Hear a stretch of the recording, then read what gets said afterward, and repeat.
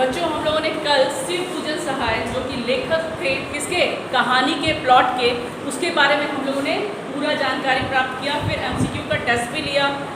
Short में फिर से जो बच्चे नहीं आए हैं वो देख सकते हैं कि शिव पूजन सहाय जी जो है वो का जन्म कहाँ हुआ था, कब हुआ था, उनकी मुख्य रचनाएं क्या है।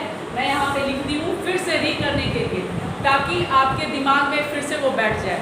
तो शॉर्ट रिकैप कर देंगे, एक बार फिर समझा देते हैं, शॉर्ट में सारांश भी समझाएंगे, और इधर जो है वो कहानी के प्लॉट का मुख्य बिंदु है जिससे आपके एमसीक्यू आते हैं एग्जाम्स में। बस अगर आप इतना जानकारी रख लिए तो आपका एमसीक्यू हो जाएगा, ठीक है। लेकिन इसके अलावा आपको सारांश जो मैं बता रही हूँ उसको आपको ध्यान से सुनना पड़ेगा, ठीक है, क्योंकि इसी सारांश में जो पूरी कहानी का निचोड़ है। तो सबसे पहले शिव पूजन सहाय जी के बारे में मैं बताना चाहूँगी। उनका जन्म जो है वो 1893 ईस्वी में हुआ था। कहाँ हुआ था? तो उन्नाव, बक्सर जिला और बिहार में हुआ था, ठीक है। उनका बचपन का नाम जो है वो भोलानाथ था। इसके अलावा जो है वो उन्होंने जो है वो बहुत सारी पत्रिकाओं का संपादन किया था, जिसमें कि हिमालय, माधुरी, और कौन सा था जल्दी बताइए, बालक था, और भी एक था, प्रतिबिंब, वो तो बुक का नाम था हिमालय, माधुरी, बालक, और था एक जल्दी बताइए, जागरण। वेरी गुड, है ना। ये 4 पत्रिकाओं का संपादन किया। इसके अलावा उनकी प्रमुख उपन्यास जो थी वो क्या थी? देहाती दुनिया। प्रमुख कहानी जो था वो क्या था? कहानी का प्लॉट और मुंडमाला। बस ये 3-4 चीजें जो है वो इनसे आती हैं क्वेश्चन में, वो आपको याद रखनी है, ठीक है। और उनके पुस्तक में जो है वो कौन कौन सा था? विभूति था, दूसरा दो घड़ी, वेदित वेलोग, और ठीक है, और बिंब प्रतिबिंब। ये यहाँ पे इनकी मुख्य पुस्तक है, आप इसको देख सकते हो। इसके अलावा इनका संपादन हम लोगों ने पढ़ लिया, और इनकी रचनावली से क्वेश्चन आते हैं कि शिव पूजन सहाय जी की रचनावली जो है वो कितने खंडों में प्रकाशित है? 4 खंडों में। यानी हम लोगों ने इनके बारे में कल पूरा अध्ययन कर लिया है। अब हम लोग कहानी का प्लॉट जो मुख्य बिंदु है इसको समझाने से पहले हम आपको कहानी बताएंगे, ठीक है, ताकि आपको ये महत्वपूर्ण बिंदु तुरंत समझ में आ जाए। तो सबसे पहले कहानी का प्लॉट में आप ये समझ लीजिए कि कहानी का प्लॉट, कोई भी कहानी जो है वो बिना पात्र के बिना क्या होता है? अधूरा होता है। कोई ना कोई उसमें रहेगा और उससे जुड़ी हुई कुछ विषय वस्तु होगी, तभी जो है वो कहानी बनेगा। तो इस कहानी के प्लॉट में जो है वो मुख्य पात्र में हमारी है भगजोगनी। कौन है? भगजोगनी। अब आप बोलोगे भगजोगनी क्या है?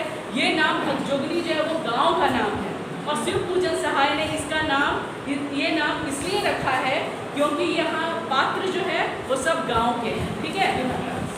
वो सबसे पहले स्टार्टिंग में ही बोलते हैं कि मैं उतना अच्छा लेखक नहीं हूँ।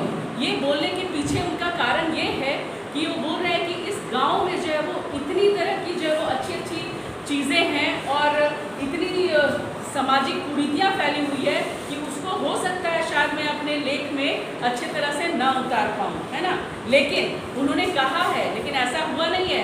उन्होंने इतने अच्छे से सब चीज़ को लिखा है कि ये जो है वो कहानी का प्लॉट बहुत फेमस हो गया, बहुत ही प्रसिद्धि प्राप्त कर लिया, ठीक है। तो अब आइए हम इस कहानी के प्लॉट में आते हैं। इस कहानी के प्लॉट का, इस कहानी प्लॉट कहने का मतलब, हम लोग कोई भी जगह बनाते हैं ना, मकान बनाते हैं तो प्लॉट खरीदते हैं, तब फिर उसमें मकान बनाते हैं। तो इस कहानी का प्लॉट का जो मुख्य पात्र है, जिस पे कहानी खड़ा हुआ है, वो कौन कौन है? भगजोगनी है, मुंशी जी हैं, दरोगा जी है, उनकी घोड़ी है, और बाकी जो गांव वाले लोग हैं वो लोग हैं, ठीक है। लेकिन मुख्य पात्र में यही लोग हैं। तो कहानी जो है वो शुरू ऐसे होती है कि मुंशी जी जो है वो पहले जो है वो बहुत ही संपन्न परिवार से थे, क्योंकि उनके भाई साहब जो थे क्या थे? दरोगा, है ना। और आप सब जानते हो कि जो लोग पुलिस में होते हैं वो क्या होता है? वो लोग अपनी कमाई तो रखते ही हैं, लेकिन उसके साथ साथ जो उनकी ऊपरी कमाई भी होती है। ऊपरी कमाई मतलब समझ रहे हो? रिश्वत, है ना। तो रिश्वत से भी उनकी कमाई हो जाती है। तो जब वो दरोगा जी थे तब ये लोग का खाना पीना कैसा होता था? बहुत अच्छा होता था। मुर्ग मसाला हमेशा डेली जो वो मुर्गा ही बन रहा है, फिर घी चपोड़ी हुई रोटी खाते थे, है ना। तो जब तक दरोगा जी थे तब तक इन्होंने क्या किया? बहुत ही ऐश मौज करके क्या किया, अपना जीवन बिताया। और उस समय जो वो इनके 4 पुत्र हुए, ठीक है। और फिर जो है वो धीरे धीरे करते करते समय बीतता चला गया और दरोगा जी की नौकरी जो है वो क्या हुई, खत्म हो गई। उस समय जो है वो अब इनकी क्या हुई, इनकी स्थिति खराब होती चली गई क्योंकि कमाई का कोई स्रोत नहीं था। और मुंशी जी जो थे वो क्या थे, बहुत ही आलसी प्रवृत्ति के इंसान थे। अब जो है वो क्या हुआ, खाना पीना अच्छे से नहीं मिलने के कारण उनके सारे पुत्र जो है वो क्या हुए, मर गए। और उस जो है वो कमजोरी में और उस बुरे वक्त में जो है वो इनको एक बेटी हुई जिसका नाम इन्होंने क्या रखा, भगजोगनी रखा, ठीक है। और भगजोगनी इसलिए रखा क्योंकि उसका नाम जो है वो भगजोगनी यानी कि जुगनू, देखते हो ना रात के अंधेरे में जो चमकता है, कहने का उसको भगजोगनी नाम इसलिए दिया गया कि वो जो है वो गरीबी में पलने के बावजूद भी वो सुंदर दिखती थी। यानी कि उसके पास ना अच्छा कपड़ा था, ना ही अच्छा खाने को था, ना ही अच्छा पहनने को था, ना ही सर में उसको तेल डालने को मिलता था, ना ही साबुन मिलता था, लेकिन फिर भी जो है वो क्या करती थी, वो जैसे भी रहती थी तो भी वो बहुत सुंदर लगती थी। इसलिए जो है वो उसका नाम भगजोगनी रखा। और उसी से रिलेटेड मैं एक पॉइंट रखी हूँ, भगजोगनी घर के अंधेरे में किस समान थी, दीपक के समान थी। ये एमसीक्यू आ जाते हैं और सेम चीज मुख्य पात्र से भी आते हैं। कभी आपको भगजोगनी दे देगा, है ना, ये एमसीक्यू को हम डिस्कस करेंगे बाद में, पहले आप कहानी पूरा सुन लीजिए, ठीक है। तो इस प्रकार जो है वो उसके चारों बेटे, मुंशी जी के चारों बेटे नहीं रहे। उसके बाद सिर्फ एक भगजोगनी रह गई। और भगजोगनी ने क्या किया, वो अपने पापा के लिए दूसरे से खाना मांग के लाती थी, ठीक है ना। तो कोई लोग चना दे देता था, कोई लोग जो है वो थोड़ा सत्तू देता था, कोई रोटी देता था। और वो सिर्फ खुद नहीं खाती थी, वो उतने में से ही अपने पापा को देती थी। यानी कि वो गुण में भी क्या थी, भगजोगनी थी। शरीर से तो भगजोगनी थी, सुंदरता में तो भगजोगनी थी ही, यानी कि चमक अंधेरे में भी चमक के समान, दीपक के समान, लेकिन गुण में भी वो दीपक के समान थी। वो अपने पिता का भरण पोषण करती थी, जो कि मुंशी जी को अपने बेटी का भरण पोषण करना चाहिए था, उसके जगह पे भगजोगनी अपने पापा को पाल पोष रही थी, ठीक है। ये कहानी है। अब वो बड़ी होती चली गई और बड़ी होने के बाद क्या हुआ, उस समय दरोगा जी भी नहीं रहे। और दरोगा जी के लिए जो है वो श्राद्ध कर, जब वो मर गए दरोगा जी, तो श्राद्ध करने के लिए पैसा भी नहीं था मुंशी जी के पास। तब उन्होंने क्या किया, एक घोड़ी थी, कौन सी घोड़ी, तुर्की घोड़ी, है ना, उस तुर्की घोड़ी को जो है वो मुंशी जी ने बेच दिया और उससे जो पैसा प्राप्त हुआ उससे जो है उन्होंने क्या किया, श्राद्ध किया। अब देखिए, अब जो है वो ये समाज में जो बुराइयां फैली हुई है उसके ओर जो है वो शिवपूजन सहाय जी अब धीरे धीरे आगे की ओर आ रहे हैं। अभी तो कहानी सुना रहे थे, अब वो बताते हैं कि हमारे समाज में कितनी गंदी गंदी रीतियां बनी हुई है, उसके बारे में हमारा ध्यान आकर्षित करते हैं। और वो कुरीतियां क्या है, दहेज प्रथा और अनमेल विवाह। इस कहानी का उद्देश्य ही है, मैंने लिख दिया आपको, दहेज प्रथा और अनमेल विवाह। दहेज प्रथा कहने का मतलब लड़की की अगर शादी होगी तो उसके एवज में उसको क्या देना पड़ेगा, दहेज देना पड़ेगा, तभी उसकी शादी होगी, नहीं तो नहीं होगी। और अनमेल विवाह कहने का मतलब यानी कि वो अगर 15 साल की है तो उसका विवाह जो है वो 50 साल के बच्चे मतलब बूढ़े के साथ होगा, यानी यही अनमेल हो गया, बच्चा और बूढ़ा, समझ रहे हो। अनमेल, मेल का मतलब हुआ एक साथ एक जैसा, और अनमेल मतलब एक बच्चा और एक बूढ़ा। तो ये जो भगजोगनी थी, इसकी शादी के लिए जो है वो मुंशी जी बहुत प्रयास करते रह गए, लेकिन कोई भी अच्छा लड़का नहीं मिला, कोई तैयार नहीं हुआ। लेकिन एक वहाँ का मुखिया था या जो पैसा वाला था, वो जो है वो बोला कि ठीक है, मैं आपके पुत्री से विवाह करने को तैयार हूँ। और मुंशी जी की देखिए नाकामी, ये यहाँ पे पिता के रूप में मुंशी जी को दिखाया गया है कि वो कितने नाकाम व्यक्ति थे। वो क्या क्या थे, नाकाम थे प्लस कामचोर थे। अगर वो मेहनत कर लिए होते तो उनका जीवन और उनकी बेटी का जीवन क्या होता, अच्छा होता, लेकिन वैसा नहीं हुआ। उन्होंने क्या किया, अपनी बेटी का विवाह उस बूढ़े के साथ कर दिया। अब क्या हुआ, कुछ दिनों के बाद जो है वो मुंशी जी मर जाते हैं और उनके जो बड़े बड़े बेटे जो होते हैं वो उसी के उम्र के होते हैं। किसके उम्र के? भगजोगनी के उम्र के होते हैं। और भगजोगनी की व्यवस्था देखिए, उसको अपना जीवन आगे बढ़ाने के लिए और अपना जीवन का भरण पोषण करने के लिए उसको अपने सौतेले बेटे से क्या करना पड़ता है? शादी करना पड़ता है। तो ये दोनों पॉइंट डाल करके हमारा ध्यान जो है वो शिवपूजन सहाय किसकी तरफ डालना चाह रहे हैं?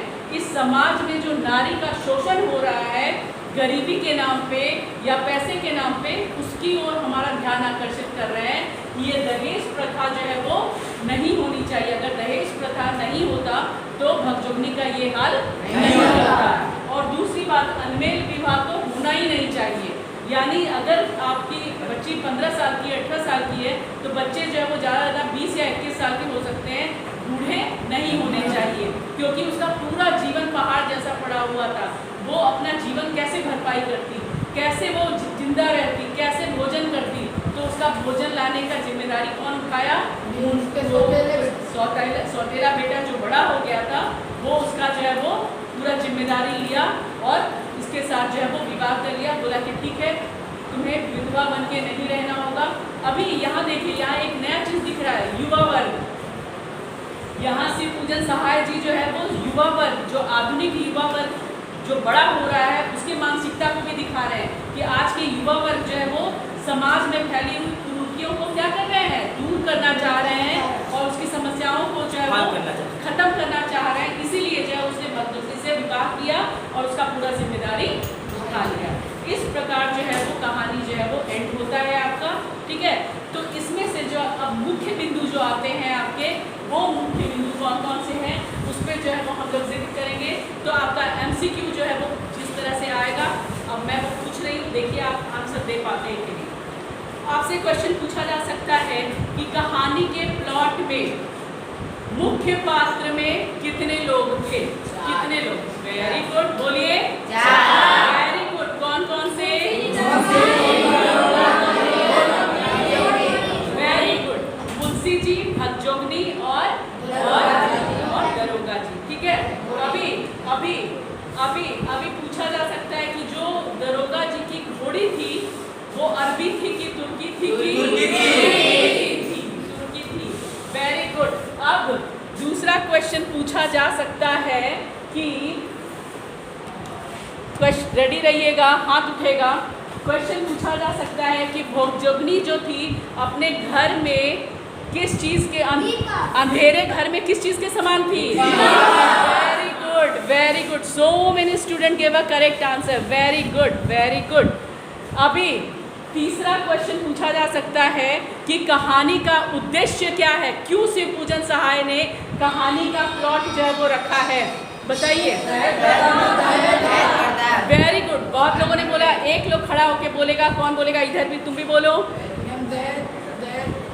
दहेज प्रथा और अनमेल विवाह का वो विरोध करना चाह रहे थे। Very good, sit down. अब देखिए, अब जो है वो एक क्वेश्चन मैं पूछती हूँ कि उनकी प्रमुख उपन्यास क्या था? ब्लैक बोर्ड नहीं देखेगा, हाथ उठा के बोलेगा उनका प्रमुख उपन्यास कौन सा था? बोलिए। देहाती दुनिया और नहीं, उपन्यास सिर्फ मैं पूछी हूँ, जल्दी बोलिए। देहाती दुनिया और कुछ नहीं, सिर्फ देहाती दुनिया। अब प्रमुख कहानी कौन सी थी? मुंडवाला और कहानी का प्लॉट। Very good. अब और एक चीज पूछा जा सकता है कि गरीब के घर में लड़की, है ना, एक क्वेश्चन यूज हुआ है कि एक विशेषण का प्रयोग किया गया है कि गरीब के घर में लड़की जो थी वो किस प्रकार की होती है? चटोर और कंजूस। Very good. और एक चीज और बताएंगे आप लोग कि शिवपूजन सहाय जी स्टार्टिंग में क्या बोलते हैं कि मैं बहुत अच्छा लेखक हूँ क्या? ये ऐसा क्यों बोलते हैं? क्योंकि उन्होंने जो, बोलिए। Very good. वो अपनी पढ़ाई खुद नहीं करना चाहते थे, इसलिए उन्होंने ये बात कहा। इस प्रकार आप लोगों ने देखा कि आपका जो 5-6 बिंदु है, इससे जो है वो बहुत सारे MCQs आते हैं। बस आपको यही रिपीट करना है और इसको जो है वो आप ध्यान में रख लेंगे तो आपका इस लेसन का क्वेश्चन और सारा चीज़ कंप्लीट। ठीक है, अब हम लोग नेक्स्ट डे जो है वो राजेंद्र प्रसाद द्वारा रचित भारतीय प्राचीन विद्यापीठ नालंदा का हम पढ़ेंगे। ठीक है, बाकी सारे लोगों ने नोट्स बना लिया ना? जरा हाथ उठा करके दिखाइए, अपना कॉपी को ऐसे करिए, मैं देखना चाहती हूँ कितने लोगों ने बनाया है। Very good, very good. हाँ, ऐसे ही करेंगे ऊपर। Very good, very good, very good, very good, very good, good good, very good, very good. चलिए, अच्छी बात है। और जो लोग का प्रोजेक्ट बना है उसका प्राइस जो है वो कल मिलेगा और कल आप लोग आना ना भूलें। कल हम लोग फिर सेकेंड लेसन स्टार्ट करेंगे। तो आज का क्लास आप लोगों को कैसा लगा? Thank you. आप लोग तैयारी करते रहें और अपने एग्ज़ाम के लिए बहुत अच्छे से तैयार हो जाएं। Thank you.